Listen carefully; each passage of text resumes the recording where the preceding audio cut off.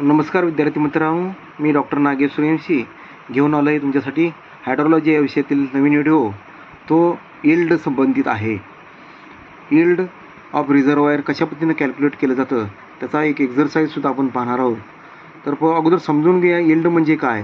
So yield is defined as the total quantity of water available from a catchment area at the outlet in the period of 1 year.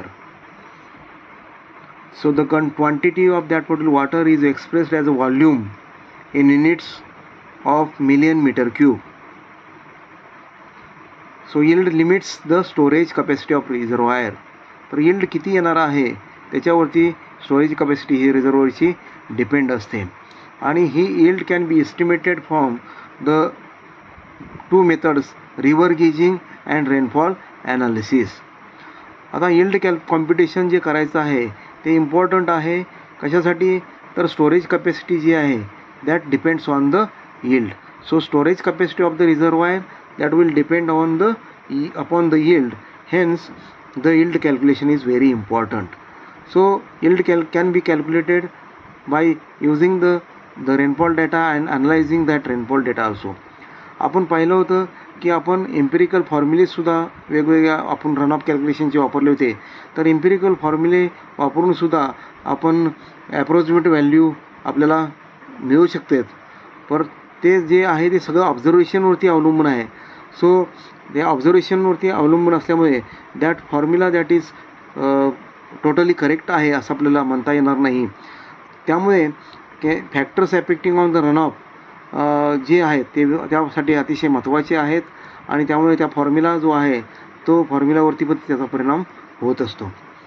तर irrigation डिपार्टमेंटचा आपण विचार केला महाराष्ट्रातल्या तर वेगवेगळे projects आहेत ते पहिल्यांदा एम्पिरिकल इक्वेशन्स जे आपण बघितले रन ऑफ कॅल्क्युलेशनचे ते वापरून पहिल्यांदा हे कॅल्क्युलेट केलं जातं, यील्ड कॅल्क्युलेट केलं जातं. आणि नंतर आपल्याला ज्यावेळेला मेन रिव्हर गेजिंगचा आधार घेऊन ते आपण जो कॅल्क्युलेट केलेला रन ऑफ आहे ते रन ऑफ आणि रेनफॉल ह्याच्यामध्ये एक व्हेरिफिकेशन केलं जातं. आणि मग आपल्याला जे आपण कॅल्क्युलेट केलेलं आहे empirical equation run of yield ते आपल्याला काही वेळेला मॉडिफाय करण्याची गरज पडते. तर अशा पद्धतीनं आपण यील्ड कॅल्क्युलेशन्सच्या ज्या मेथड्स आहेत त्या आपण पाहतोय. रिव्हर गेजिंग असेल किंवा रेनफॉल ॲनालिसिस. आता दुसरा एक ह्याच्यामध्ये कन्सेप्ट आहे त्याला आपण डिपेंडेबल यील्ड म्हणतात. तो काय आहे तो आपण जरा समजून घेऊया. तर डिपेंडेबल यील्ड हा जो कन्सेप्ट आहे that dependable yield is also called as assured yield and it is the quantity of water available for given number of year per rainfall cycle. For example, आपण रेनफॉल सायकल रेकॉर्ड जर आपण रेनफॉलचं record जर आपण 35 इयर्सचं जर data असेल तर आपल्याला dependable yield किती घ्यायचा. तर dependable yield from a catchment is generally obtained by adopting dependability percentage. आता महाराष्ट्राच्या बाबतीत in Maharashtra it is a practice to design small reservoir tanks by taking the value of P is equal to 60% and medium tank reservoirs that are designed by using the value P is equal to 75%. For a small and medium reservoir the value of P is taken as a 60% and for the large reservoir the value of P is taken as a 75%. तर अशा पद्धतीने आपण small आणि मिडियमसाठी 60% P consider करतो आणि large रिझर्वसाठी 75% P consider करून आपण dependable yield हे त्या कॅचमेंटपासून काढतो. फॉर एक्झाम्पल आपण साध्या भाषेमध्ये समजून घेऊया. जर आपल्याला एखादा रिझर्वायर आहे आणि त्या रिझर्वायरचं मिनिमम यील्ड आपल्याला समजा 100 मिलियन मीटर क्यूब आहे आणि मॅक्झिमम यील्ड आहे 500 मिलियन मीटर क्यूब. आणि हे जर सगळं रेकॉर्ड जे आहे ते आपल्याला समजा 35 इयर्सचा डाटा आहे त्याच्यावरून आहे. ह्याचा अर्थ काय होतो की रेनफॉल सायकल ही 35 इयर्सची आहे आणि reservoir will have 500 million meter cube yield once only. म्हणजे 35 वर्षामध्ये एखाद्या वर्षी 500 मिलियन मीटर क्यूब हे आपल्याला यील्ड मिळणार आहे.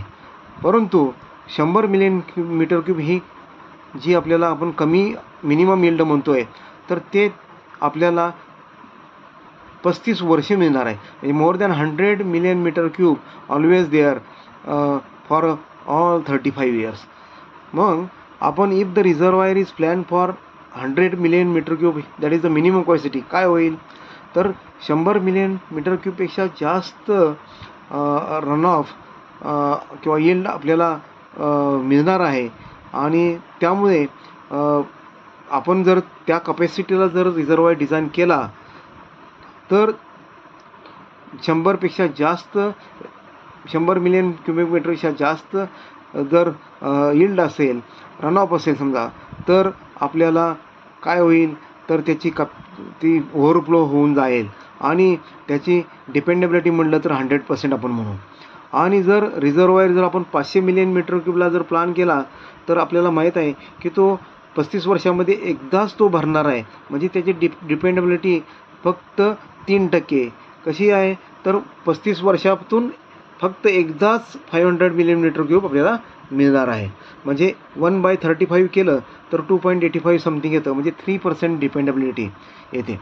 तर डिझाईन हे आहे दॅट करायचं असेल त्यावेळेला आपल्याला that is based on not on the minimum capacity 100 million meter cube or not 500 million meter cube.